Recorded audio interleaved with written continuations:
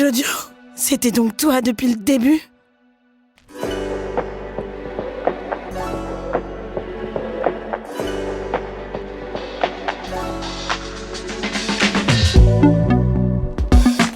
Bonjour à toutes et à tous et bienvenue dans Jusqu'à preuve du contraire, un podcast signé Binge Audio et Alliance Sorbonne Université. Le concept, on décortique les obsessions de notre époque avec ceux qui les étudient vraiment, les scientifiques. Le tout en 3 rounds, ça questionne pour faire le point sur l'actu, ça passionne pour explorer les racines historiques et enfin ça cartonne pour voir comment la pop culture s'en empare. À la fin, vous serez calé sur le sujet, enfin jusqu'à preuve du contraire évidemment. Aujourd'hui, on lève les yeux vers le ciel de Paris, direction le premier étage de la Dame de Fer. On admire souvent la prouesse technique de Gustave Eiffel, mais on oublie régulièrement un détail fascinant gravé dans le métal. Sur les 4 façades de ce premier étage, 72 noms de savants s'affichent fièrement en lettres d'or. C'est un hommage à la science du 19e siècle, une sorte de panthéon à ciel ouvert. Mais quand on s'approche, un constat s'impose. Sur ces 72 noms, il y a 72 hommes, pas une seule femme. Alors on pourrait arguer que c'est normal, Marie Curie par exemple n'y figure pas, mais la liste ne recense que des scientifiques ayant officié entre 1789 et 1889. Sauf qu'avant elle, y a eu des femmes dont la période d'activité correspond parfaitement à l'époque. On pense notamment à Sophie Germain, pionnière des mathématiques, à l'anthropologue Clémence Royer, première enseignante de la Sorbonne, ou encore la biologiste marine Jeanne Villepreux, inventrice de l'aquarium, pour ne citer qu'elle. Cette absence n'est pas un simple oubli, c'est le reflet d'un système qui a longtemps effacé les femmes de la mémoire collective. Mais les lignes bougent et d'ici 2027, le projet Hypatie, du nom de la grande philosophe, astronome et mathématicienne de la Grèce antique, va venir briser ce plafond de fer. De verre, j'espère que vous l'avez. En gravant enfin des noms de femmes scientifiques, 72 exactement, sur le monument le plus célèbre de France. Allez, allons-y, du monde carrément. Alors on grave qui ? Le patrimoine est-il plus solide quand il se conjugue au féminin ? Est-ce vrai qu'on a délibérément gommé les savantes pour ne pas faire d'ombre à leur équivalent masculin ? Est-ce un simple rééquilibrage de la visibilité ou une véritable révolution de notre disque dur historique ? Et surtout, une grue et un burin suffiront-ils pour que les femmes trouvent enfin leur place dans le paysage de notre mémoire collective ? Pour faire la lumière sur ces figures qu'on a placées dans l'ombre, on mène l'enquête avec Sandrine Aragon, agrégée et docteur S lettres, enseignante en langue et culture française à Sorbonne Université, spécialiste de l'accès des femmes à l'éducation. Bonjour Sandrine. Bonjour. Vous allez bien ? Très bien, merci Perrine. Alors on se lance ? On y va. Ça questionne. Sandrine, ce projet Hypatie que je viens de décrire rapidement, si je dis pas de bêtises, il est né un petit peu de l'étonnement d'une touriste qui se disait « Tiens, il n'y a pas Marie Curie sur les noms. Est-ce que c'est vraiment de là que vient ce projet Hypatie ?» Oui, ce qui est fabuleux, c'est que ça vient d'une question d'une touriste qui est posée à un jeune guide de la Tour Eiffel, Benjamin Rigaud, qui est un étudiant de Sorbonne Université à l'époque, qui est dans Défi Sorbonne. Et on lui demande, mais alors, est-ce que Marie Curie est inscrite ?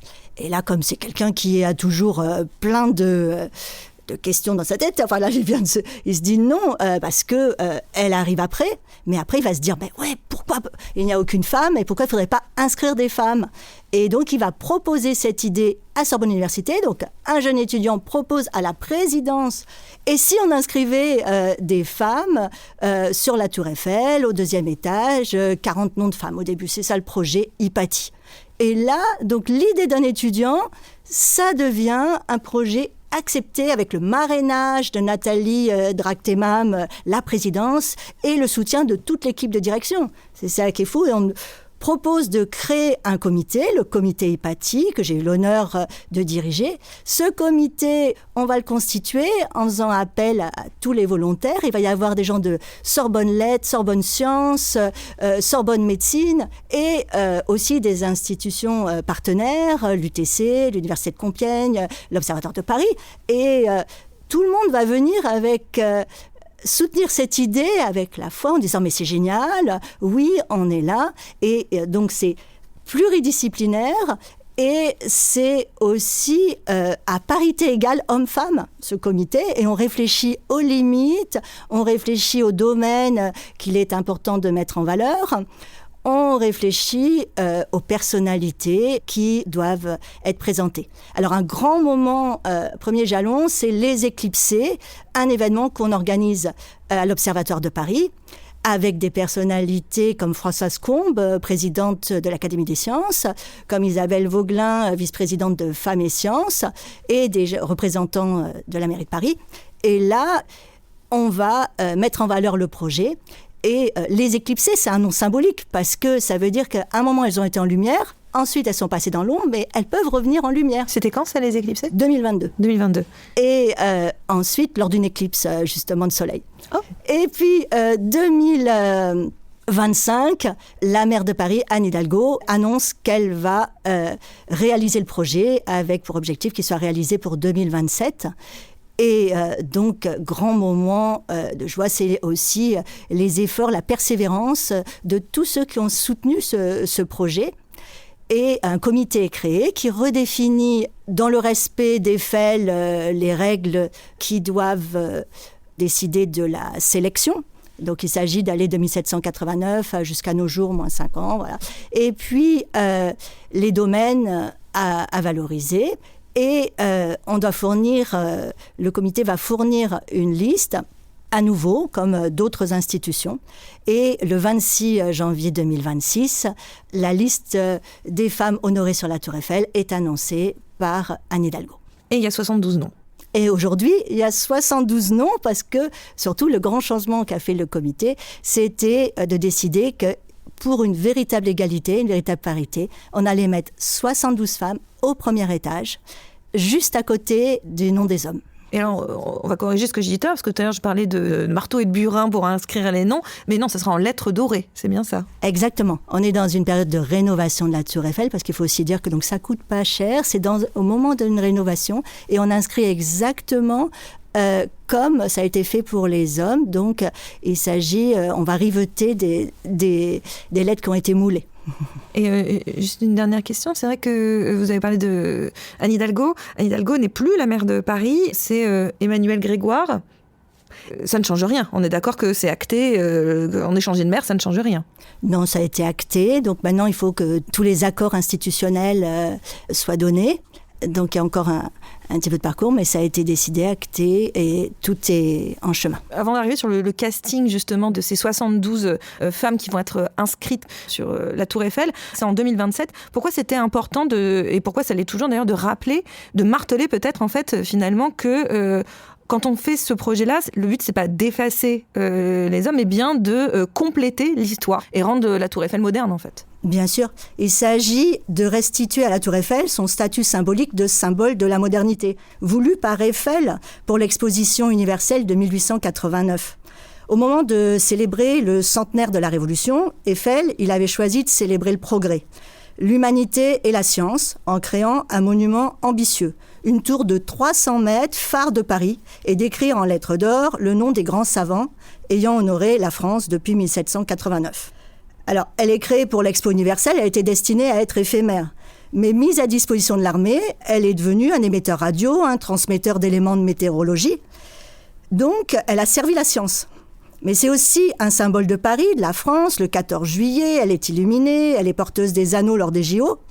Et aujourd'hui, afin que la Tour Eiffel reste ce phare, marqueur de progrès, symbole d'une France humaniste, ouverte et égalitaire, il est nécessaire d'ajouter toutes les femmes qui ont œuvré pour la science. Ça ne change rien à l'aspect général de la Tour Eiffel. Ça n'enlève rien aux premiers hommes honorés. Ça ne les remplace pas, mais ça restitue sa symbolique au monument. Alors, je reviens sur ce casting, parce que justement, vous avez dit, vous avez rassemblé un comité, vous avez dû choisir 72 noms. Comment on les choisit et qui on choisit ? On a suivi les critères retenus pour les 72 par le comité Eiffel. Ça a été la cohérence historique et la rigueur scientifique. Alors d'abord, un cadre chronologique. Rester fidèle au projet initial de Gustave Eiffel en partant de 1789. Ça signifie faire des choix parfois difficiles, car certaines grandes figures comme Émilie du Châtelet ou Nicole Reine-le-Pot au XVIIIe ont été exclues par ces limites. Donc c'est choisir. Ensuite, un choix fort, c'est mettre en lumière les femmes dans des disciplines où elles restent les plus souvent invisibilisées. Donc les STEAM, les sciences, technologies, ingénierie, les mathématiques. L'enjeu est clair, c'est créer des modèles, rendre ces parcours visibles pour les générations futures. Enfin, un principe fondamental, c'était ne retenir que des scientifiques dont les travaux ont été reconnus comme majeurs par leurs pairs. en s'appuyant sur les propositions de spécialistes, en croisant ces propositions et les notices, en vérifiant afin de proposer une sélection scientifiquement légitime. La sélection, donc, elle repose sur un équilibre entre fidélité historique au projet d'Eiffel, exigence scientifique et volonté de rendre visibles celles restées dans l'ombre ou injustement effacées. Vous avez quelques noms comme ça à nous donner peut-être? Bien sûr, Sophie Germain qui a été indispensable pour la construction de la Tour Eiffel, Jeanne Barré qui est Sophie la Germain, première spécialiste des femme... mathématiques donc. Oui, Voilà. génie des mathématiques. Jeanne Barré qui est la première femme à avoir fait le tour du monde avec l'expédition de Bougainville et Botaniste. qui était botaniste, voilà, par exemple. Mais on imagine, voilà, parce qu'on a l'impression que dès qu'on fait quelque chose qui met en avant notamment les femmes, on a l'impression que ça provoque des crispations assez immédiatement. Est-ce que ça a été le cas pour ce projet? Alors, un petit peu. Mais de toute façon, toute construction nouvelle à Paris, ça a suscité toujours des résistances et des crispations. La Tour Eiffel elle-même, les riverains, d'abord, ils ont déclaré qu'elle défigurait le Champ de Mars. La pyramide du Louvre, c'était une horreur au milieu du Louvre. Toucher à la Tour Eiffel, alors tout changement, ça émeut. On a entendu « Oh, vous voulez pas changer tout Paris aussi? Notre-Dame, l'Arc de Triomphe ». En fait, si on regarde Notre-Dame, comme l'Arc de Triomphe, on trouve des représentations de femmes et d'hommes. Notre-Dame, il y a des saints et des saintes. L'Arc de Triomphe, il y a des hommes et des femmes qui combattent ensemble. Alors, la vraie question, c'est peut-on changer un monument historique ? Alors, on a des monuments construits au Moyen-Âge, comme la Sorbonne, qui a été transformée par Richelieu au XVIIe. Notre-Dame, elle a également été rénovée et modifiée au XIXe. La Tour Eiffel, déjà, elle s'illumine en rose en octobre, aux couleurs des drapeaux des différents pays. Elle a su s'habiller d'habits de lumière le 14 juillet, s'adapter à la modernité. Ce projet, ça ne change rien à son image générale.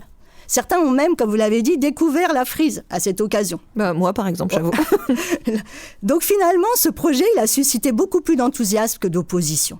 Car en fait, il fédère, il donne de l'espoir, il montre que Paris, c'est pas une ville-musée d'un autre temps, mais Paris évolue avec le progrès et inspire pour l'avenir des générations futures.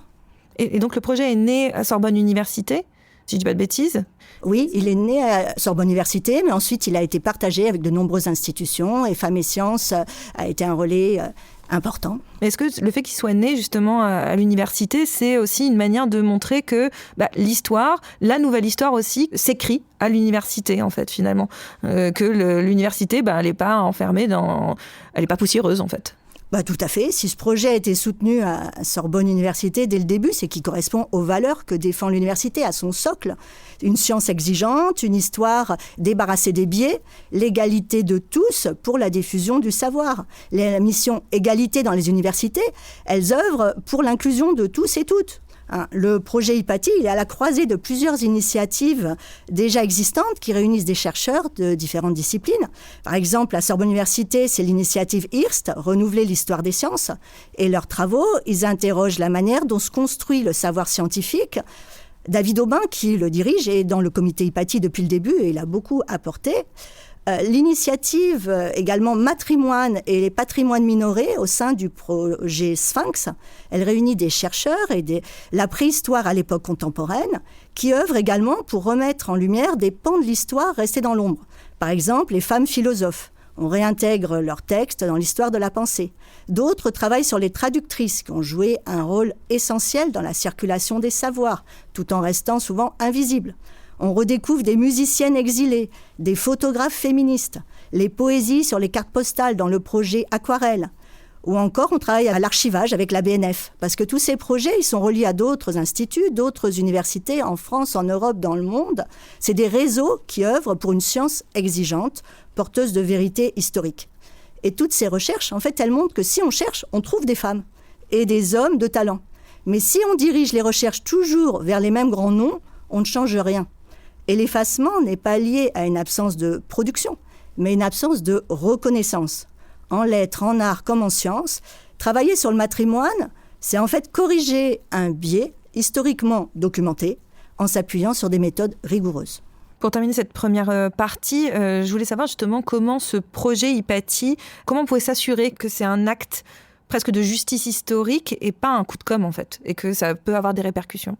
Parce qu'il y a ensuite une poursuite à travers ça pour faire connaître ces femmes, pour diffuser... Oui, c'est pas juste pour faire joli, quoi. Ah non, pas du tout. Ça, comme je vous dis, ça rentre dans des recherches qui existaient avant et qui vont continuer. et qui vont mettre en lumière d'autres domaines, d'autres personnalités, et qui vont permettre de compléter vers une histoire riche de la diversité de tous et inclusive. Et donc, c'est un jalon dans un parcours beaucoup plus large. Et maintenant, on passe à la deuxième partie. Ça passionne. Sandrine, quand on parle souvent de l'effacement des femmes, des savantes, on parle d'un effet Mathilda. Concrètement, c'est quoi ? Ça vient d'où ? Est-ce que vous pouvez m'en dire plus sur l'effet Mathilda ? Alors, l'effet Mathilda, c'est un concept formulé par Margaret Rossiter qui désigne un mécanisme bien documenté. C'est que les découvertes des femmes sont souvent minimisées, attribuées à des hommes ou tout simplement effacées de la mémoire collective. En Espagne, Begoña Pozo et Carl Padilla ont nommé cryptogynie aussi la dissimulation des réalisations féminines. Et c'est l'Australienne Van Bandam qui a parlé de mentrification, ou l'occupation par des hommes de certains domaines qu'ils vont considérer comme leur prérogative. Et donc c'est comme la gentrification, mais par les hommes. Oui, c'est voilà. Ça. Okay.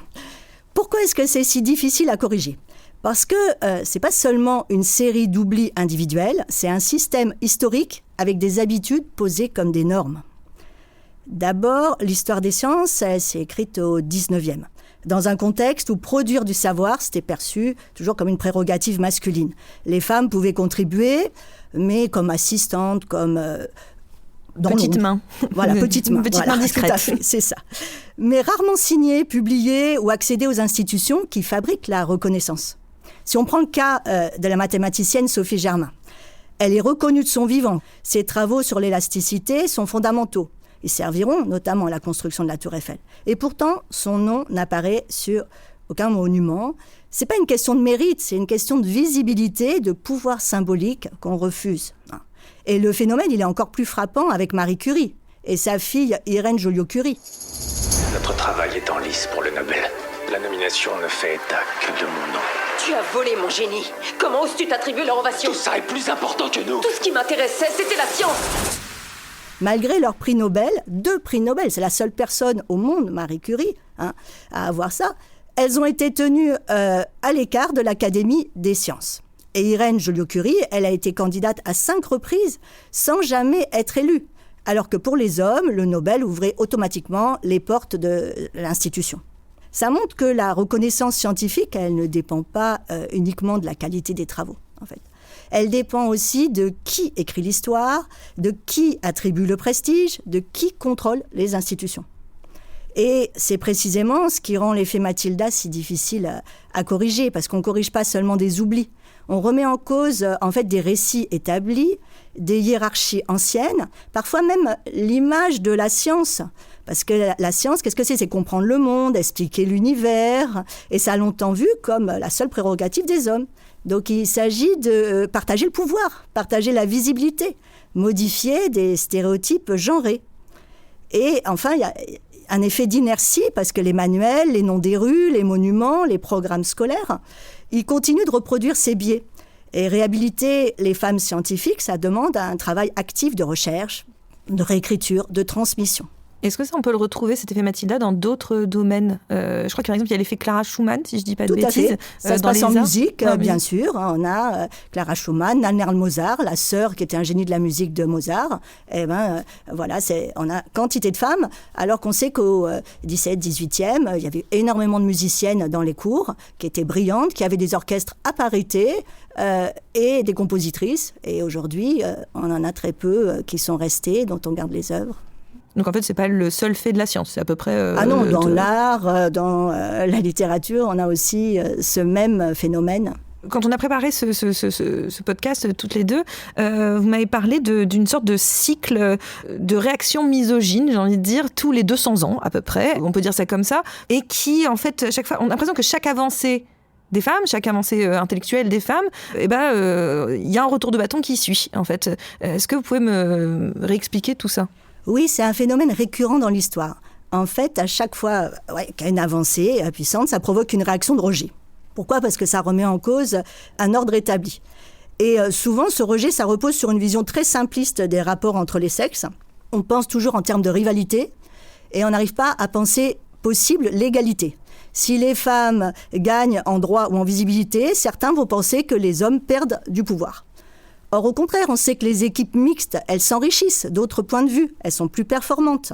Alors, historiquement, on observe curieusement des cycles qui correspondent à ceux de la querelle des femmes. Il se trouve qu'au XVe siècle, on va débattre de l'éducation des femmes et la question émerge et ça va susciter des résistances, un courant misogyne. On a aussi la chasse aux sorcières qui commence jusqu'au XVIIe. Ça vise souvent des femmes qui avaient quelques connaissances de plantes ou des sages-femmes.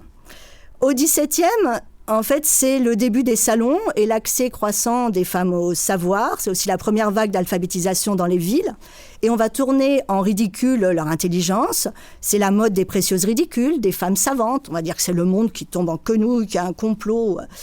Et puis au 19e... c'est horrible, des femmes qui ont dû savoir, des femmes qui pensent. Mais quelle horreur. Mon Dieu, oui, quelle horreur. Au 19e siècle, au moment où l'alphabétisation progresse, où les femmes accèdent plus au savoir aussi et revendiquent des droits politiques, c'est une autre forme d'effacement. On construit l'image du grand homme de génie, entouré de collaboratrices invisibles ou de muses. Et ce qui est en jeu, voilà, c'est toujours la même chose, c'est le contrôle de la légitimité intellectuelle et sociale. Et au XXIe siècle, là, on se retrouve après MeToo aussi avec un backlash, un retour de discours misogynes, masculinistes. Et donc, la question, c'est qui a le droit de produire du savoir, qui a le droit d'être reconnu, d'être dans la lumière. Et ça touche pas seulement les femmes, c'est aussi toutes les personnes marginalisées. On valorise une figure dominante masculine, blanche, occidentale, et on invisibilise toutes les autres contributions. Bon, il est important quand même de rappeler que ce ne sont pas tous les hommes, parce qu'il y a aussi des hommes qui ont soutenu les femmes de talent à chaque époque et défendu l'égalité. C'est François Poulain de la Barre qui écrit dès 1673 de l'égalité des deux sexes. C'est des mathématiciens comme Gauss et Legendre qui vont ouvrir leur bibliothèque à Sophie Germain au XVIIIe. C'est l'astronome Jérôme Lalande qui impose la reconnaissance de Nicole Reine-Lepaute dans les calculs qu'ils ont fait ensemble sur le retour de la comète de Halley, alors que Alexis Clairaut l'avait complètement effacé des résultats. Et Lalande va se fâcher. Donc à chaque fois, c'est Nicolas Condorcet aussi qui prend position pour l'égalité entre les sexes contre les idées de Jean-Jacques Rousseau, par exemple, qui pensait que la femme devait rester un terrain vierge et que le mari devait mettre ensuite, qu'il devait ensemencer de la culture qu'il souhaitait. Donc la vraie question, c'est pas seulement en fait pourquoi ces oppositions existent, mais aussi comment aujourd'hui le dépasser. Parce que ça suppose un changement de regard, ça suppose de cesser de percevoir l'égalité comme une menace et d'apprendre à reconnaître tous les talents, d'admirer toutes les intelligences masculines ou féminines, blanches ou non blanches, plutôt que de chercher à les contrôler, à les invisibiliser, à les faire taire, les museler. Et souvent, cette invisibilisation, au-delà de l'effacement du nom, de la disparition du nom, la non-reconnaissance du travail, ça s'accompagne aussi parfois de contrôle physique, littéralement, notamment dans la mode. La mode des femmes, régulièrement, met en scène cette forme de contrôle. Exactement. Il y a un lien toujours entre le corps et l'esprit des femmes qui est profondément politique. Historiquement, plus les femmes accèdent au savoir, plus leur corps devient un objet de contrôle. La mode, c'est un bon révélateur de ces mouvements.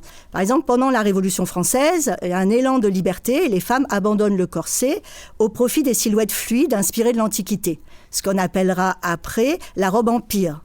Mais dès la Restauration, quand il y a un retour à l'ordre, le corset revient. On renferme symboliquement et physiquement le corps des femmes.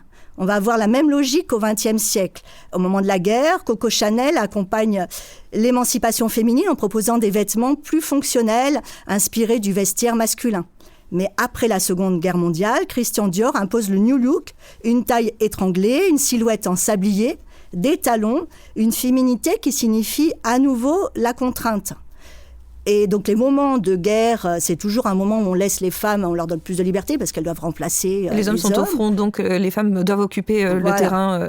Mais ensuite, il y a un retour. Et aujourd'hui, on observe un phénomène comparable, parce qu'après une période de mode plus inclusive, plus confortable, il y a des tendances qui réapparaissent, le culte de la minceur extrême, le retour des corsets, les gaines popularisées par Kim Kardashian, et même l'usage de médicaments comme l'Ozempic, qui est détourné à des fins esthétiques. Or, imposer aux femmes une surveillance constante de leur corps, ce n'est pas anodin, parce que ça mobilise du temps, de l'énergie, de l'argent. au détriment d'autres formes d'investissement intellectuels, professionnels ou politiques. Donc ce n'est pas seulement une question d'apparence, c'est une manière de canaliser, de limiter leur puissance d'agir. Et on voit aussi ça dans le retour du body shaming, des discours misogynes, notamment sur les réseaux sociaux. Le corps des femmes est constamment commenté, jugé, corrigé, trop maigre, dénudé, pas assez, jamais comme il faut. Historiquement, ce contrôle, ça passe par des interdits concrets. Par exemple, l'interdiction du pantalon, longtemps, parce que prohibé par les femmes, parce qu'il permettait une grande liberté de mouvement. La logique, c'est toujours, quand une femme gagne en liberté intellectuelle, on va tenter de reprendre la main sur son corps et sur le droit à en disposer. Et notamment le droit à l'avortement, le droit à la contraception. Et aussi même, je repense plus récemment à l'Ozempic ou à d'autres manières de faire mincir, maigrir les femmes. Il y a aussi une idée que même visuellement, elles ne doivent pas prendre d'espace. Tout à fait. Ça se voit après parce qu'elles vont moins s'imposer dans la rue. Elles vont être fatiguées, donc elles vont moins parler. On a toute une logique. Elles vont moins se défendre aussi. Elles vont moins se défendre et être plus en situation de faiblesse. Donc ça rentre dans la même logique finalement. Exactement. On maîtrise le corps pour interdire la parole et la pensée. Et pour revenir sur la question du matrimoine, c'est un mot que vous évoquiez dans la première partie, c'est la thématique de notre podcast aussi aujourd'hui. Ce mot matrimoine, il vient d'où ? On a l'impression que c'est une création nouvelle. Pas du tout. C'est pas une invention. C'est pas une invention récente, ça existait dès le Moyen-Âge. On distinguait alors le patrimoine, c'est ce qui est hérité du père, et le matrimoine, ce qui est hérité de la mère. Alors, ce qui est intéressant, c'est justement cette disparition progressive. Parce qu'à partir du XVIIe, au moment où se codifie la langue, avec la création de l'Académie française et des grandes grammaires, le masculin s'impose comme la norme. On décide que le masculin l'emporte sur le féminin. Et dans le même mouvement, certains mots disparaissent ou se marginalisent. Alors, matrimoine, c'est un exemple frappant parce qu'il ne subsiste plus que dans matrimonial, lié au mariage. Alors que patrimoine, c'en est venu à désigner l'ensemble des biens et puis l'héritage culturel d'une nation entière. Ce qui est problématique, c'est que ça a des conséquences individuelles. Par exemple, les études comme le genre du capital de Céline Bessières et Sybille Golac ont montré que lors des héritages et divorces, les hommes sont favorisés par les juges, que ce soit des hommes ou des femmes, parce que l'héritage et la transmission restent mentalement associés à l'homme. Et dans l'héritage national, la conséquence, c'est que les femmes transmettent matériellement, intellectuellement, artistiquement, mais ça devient moins visible, moins nommé. Or, ce qui n'est pas nommé, ça tend à disparaître. Et comme disait Boileau aussi, ce qui se conçoit bien s'énonce clairement. Donc, on ne conçoit plus cet héritage si on ne le nomme pas. C'est pour ça que nommer et rendre visible le matrimoine, c'est essentiel aujourd'hui, parce que ça permet de redonner une place, un nom à tout un héritage effacé, celui des œuvres, des savoirs, des créations produites par des femmes. Et cet effacement, il est massif, parce que qui c'est qui connaît aujourd'hui des autrices comme Madeleine de Scudéry, qui était pourtant une des plus lues en Europe au XVIIe, qui avait une pension du roi supérieure à Molière ou Corneille. Et Catherine Bernard, qui était jouée à la Comédie Française et qui a peu à peu disparu des mémoires. Même phénomène, on en parlait en musique pour Clara Schumann, Nannerl, Mozart, qui se produisait dans toutes les cours d'Europe enfants. Et ce travail d'effacement, il n'est pas seulement historique, il est institutionnel. Dans les musées, seulement 6% des artistes sont des femmes. Et même si les musées œuvrent pour augmenter la visibilité actuellement des artistes féminines, réduire cet écart. Mais est-ce qu'on peut parler d'un héritage commun si la moitié des créateurs et créatrices a été invisibilisée ? Alors, c'est pour ça qu'en 2015 ont été créées les Journées du matrimoine. C'est le 3e week-end de septembre, en écho aux Journées du patrimoine, pour rendre visible l'héritage des mères, à travers des expositions, des parcours, des lectures, et le faire entrer dans la mémoire collective. Ça existe en France, mais aussi en Belgique, en Espagne, au Royaume-Uni. Et il y a une couverture médiatique croissante. Réhabiliter le matrimoine, ça ne retire rien au patrimoine. Mais cela ouvre, ça permet simplement de rétablir un équilibre et de raconter une histoire plus juste. J'avais une dernière question avant de passer à cette 3e partie. Vous parliez tout à l'heure de la règle du masculin l'emporte sur le féminin, qu'on nous a bien appris à l'école, ça clairement. Mais il y a aussi la féminisation des métiers, par exemple. En tout cas, maintenant, on essaye de reféminiser les métiers. Est-ce que les métiers étaient plus féminisés avant ? Et est-ce que maintenant, on fait ce travail de reféminisation des métiers, des mots, pour éviter aussi parfois des sous-entendus un peu graveleux, d'ailleurs ? Parce que malheureusement, il y a certains mots, quand on les féminise, ça devient un peu Bien négatif. Sûr. Un aventurier, mais une aventurière, ça serait plus... Oui. Un pompier, une pompière, voilà. Un entraîneur, une entraîneuse. Voilà, à chaque fois, on a donné un sens moins élogieux au féminin. Et bien sûr, il y avait le mot autrice, par exemple, qui a posé tant de problèmes alors qu'il était attesté. Et on en discute déjà au XVIIe, au XVIIIe. Voilà, comment on doit les appeler, tous les mots, en fait, de métier à prestige. Et donc, c'est bizarre parce que ça ne pose aucun problème de féminiser la boulangère, l'infirmière. Mais alors, quand il s'agit de la professeuse, pourquoi pas ? Aujourd'hui, c'est une revendication. Pourquoi dire professeur, mais professeuse ? Quand il s'agit d'ingénieur, on va invisibiliser.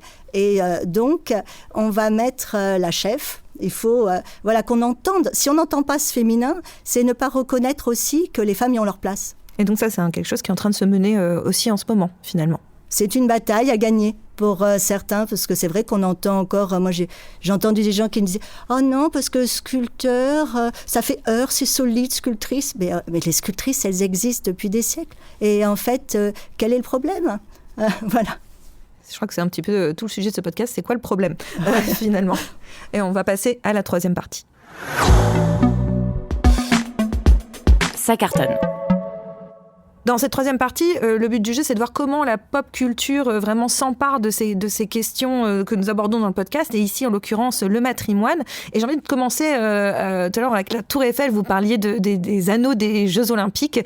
Commençons par ces Jeux Olympiques qui ont été un événement assez magistral en France en 2024. Thomas Joly, qui a mis en scène la cérémonie d'ouverture, a fait à un moment donné dans cette cérémonie quelque chose de très chouette, c'est de faire sortir de l'eau, surgir de l'eau 10 statues de femmes dorées, 10 statues comme ça de femmes qui ont marqué l'histoire de la France dans leurs différents domaines. Il y avait Alice Guy notamment, il y avait Simone Veil, j'ai peur de dire une bêtise. Est-ce que vous trouvez que ce choix notamment de mettre en avant ces 10 figures féminines sortant de l'eau comme ça, c'était une manière de rendre visible l'invisible devant des milliards de spectateurs ? Ah oui, c'était fabuleux. Moi, j'étais extrêmement émue pendant toute la cérémonie. Mais là, ce moment-là, il a rendu visible le fait que le matrimoine existe, mais qu'il a été submergé, englouti dans l'oubli de la scène. Et il fallait un geste spectaculaire pour le rendre visible. Ces femmes en or noyées dans l'oubli, c'était fabuleux. C'était la philosophe du 15e, Christine de Pisan, première femme à vivre de sa plume. La botaniste Jeanne Barré, première femme à faire le tour du monde donc sur l'expédition de Bougainville, la révolutionnaire Olympe de Gouges, la pionnière du cinéma Alice Guy, l'institutrice militante Louise Michel, la sportive Alice Milla, directrice du sport mondial, l'écrivaine Paulette Nardal, fondatrice du mouvement de la négritude, et les philosophes Simone Veil et Simone de Beauvoir, et l'avocate Gisèle Halimi. Et l'importance de l'héritage de ces femmes sorties des eaux, c'est tout un symbole. C'est comme la performance d'Aya Nakamura, un mêlant culture populaire et institution devant l'Académie française, qui a mis en valeur les liens entre cette culture lettrée et sa diffusion dans la culture populaire. Bye bye, j'ai pas besoin de bye bye, c'est pas fort, là j'ai pas le time pour toi, c'est pas fort, là tu fais trop d'efforts, c'est bye là, c'est pour les mecs comme ça. Le matrimoine, donc, ça ne se limite pas à la redécouverte de savantes, de quelques personnalités pour un public cultivé. C'est un partage collectif incarné dans des images, des corps, des spectacles, reconnus par tous. Et il va fonder notre culture française, qu'on veut dans l'esprit des Lumières, vivante, ouverte vers les autres pays et tournée vers l'avenir. Alors, je vais aller sur des œuvres un peu plus précises, voir comment aussi ces héritages féminins commencent d'ailleurs depuis un petit peu, mais commencent à prendre de la place dans la culture populaire. Je vais commencer par un jeu vidéo. Un jeu vidéo qui est très connu, qui s'appelle Assassin's Creed. Et dans Assassin's Creed 4, Black Flag, on va croiser la pirate Anne Bonny, notamment. Alors, est-ce que justement, le fait que ce soit dans un jeu vidéo, un art très populaire, qui est vraiment même devenu l'un des arts majeurs là au XXIe siècle, est-ce que ça permet justement de redonner de l'épaisseur et une liberté à ces femmes qu'on avait soit simplifiées, soit carrément oubliées. Enfin, le fait qu'on les voit dans des jeux vidéo, qu'est-ce que ça, pour vous, comment ça résonne ? Mais c'est extrêmement important parce que ça leur redonne leur place pour les générations futures. Hein. Et toute cette culture, elle participe à la revalorisation du matrimoine, plus rapidement que les manuels scolaires. Dans les jeux vidéo, on va voir apparaître justement ces figures féminines actives, actrices de leur destin. Et ça a commencé avec Lara Croft, peut-être, qui a ouvert la voie en incarnant la femme exploratrice. Et des figures historiques comme Anne Bonny ou Mary Read, elles sont aussi réinvesties. Et c'est des pirates que j'adore, moi, qui deviennent des modèles alternatifs, en plus un couple queer, et qui déplacent les normes.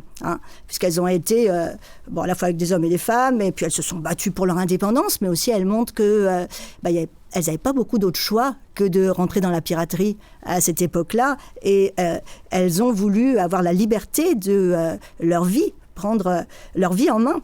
Le film Les Figures de l'ombre aussi l'a rendu visible des scientifiques. J'allais y aller, mais justement, juste pour devoir le rappeler rapidement, Les Figures de l'ombre, qui est un film qui met en avant toutes ces femmes noires, invisibilisées au moment en fait de la conquête spatiale et notamment du fait d'aller sur la Lune. C'est elles qui ont fait des calculs, parce qu'on n'avait pas les ordinateurs, on n'avait pas l'intelligence artificielle, c'était des cerveaux tout à fait humains qui ont fait ça, et notamment ces femmes qui ont fait ces calculs incroyables pour pouvoir permettre à l'homme de marcher sur la Lune, et c'est ça que racontent Les Figures de l'ombre.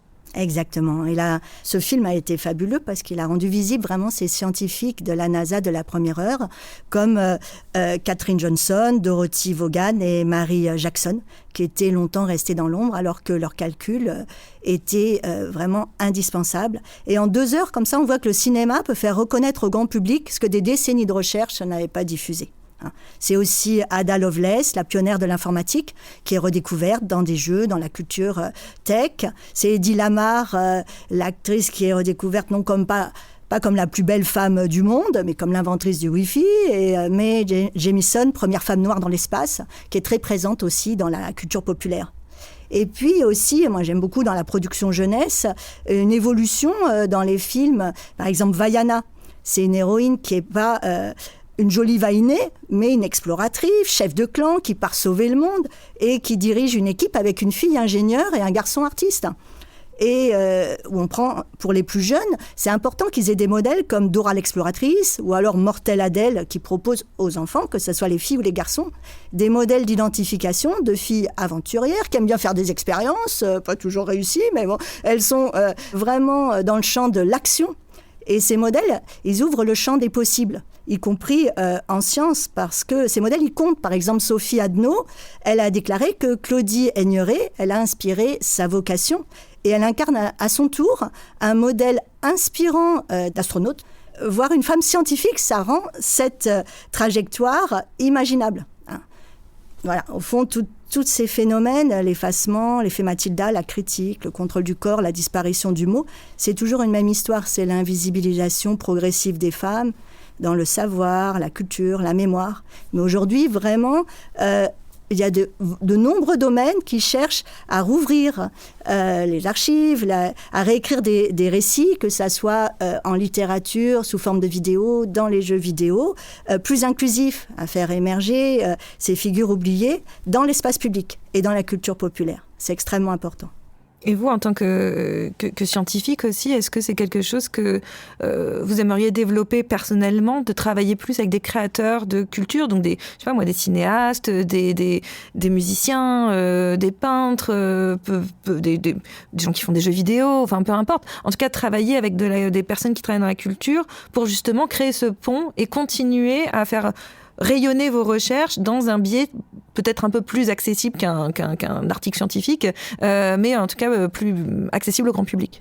Ah oui, bien sûr. Moi, je travaille déjà depuis longtemps dans cette diffusion parce que j'ai des ateliers d'écriture déjà où j'invite mes étudiants à combattre les biais comme ça, les stéréotypes, et à réfléchir pour écrire d'autres récits, d'écrire des nouvelles où les personnages ne sont pas stéréotypés, toujours binaires, noir-blanc. C'est Romain Gary qui disait qu'il n'y a que le gris qui est humaniste. Et je fais aussi des vidéos dans un projet Plein Feu sur les femmes des Lumières pour donner des modèles à d'autres personnes ou des conférences. Et j'interviens dans des classes aussi pour dire aux jeunes qu'il faut lutter contre ces stéréotypes et aux filles qu'elles ont toute leur place. Et je trouve que c'est magnifique. Enfin, il y a plein d'autres personnes qui travaillent là-dessus. À Sorbonne Université, par exemple, des mathématiciennes qui viennent parler et qui viennent ouvrir leur domaine aux nouvelles générations pour dire oui, toi aussi, tu peux y aller. Regarde si elles ont réussi avant et elles se sont battues contre des barrières beaucoup plus contraignantes. Donc l'enjeu, il est essentiel, c'est toujours nommer, transmettre des valeurs d'inclusion et rendre visible ce que des biais ont dissimulé, afin de retrouver une histoire commune, plus complète, plus juste, plus fidèle, et promouvoir les valeurs d'égalité. Ce sont les valeurs de l'université, comme de notre République, la liberté pédagogique, l'égalité, la fraternité, la sororité ou l'adelphité. C'est un mot qui réunit les deux. Merci infiniment, Sandrine Aragon, de nous avoir aidés à lever le voile sur ces visages et ces noms longtemps restés dans l'ombre des échafaudages de l'histoire, j'ai envie de dire. Grâce à vous, on comprend que réhabiliter le patrimoine, c'est pas seulement corriger le passé, c'est aussi s'assurer que les chercheuses, que les artistes de demain ne soient pas les oubliés d'après-demain. C'est la fin de cet épisode de Jusqu'à preuve du contraire, un podcast produit par Binge Audio et Alliance Sorbonne Université dans le cadre du projet Sound. On se retrouve très vite pour bousculer nos certitudes, car n'oubliez pas, tout ce que vous venez d'entendre est vrai, enfin, jusqu'à preuve du contraire. Si cet épisode vous a plu et que vous avez des nièces, des neveux, des enfants, des filleuls ou n'importe qui entre 7 et 11 ans dans votre entourage, il existe une version enfant de ce podcast. C'est rigolo, c'est intelligent, les épisodes durent moins de 10 minutes et ça s'appelle Jusqu'à preuve du contraire Junior. Le premier épisode sur l'eau du robinet est en ligne dès maintenant sur toutes les plateformes d'écoute.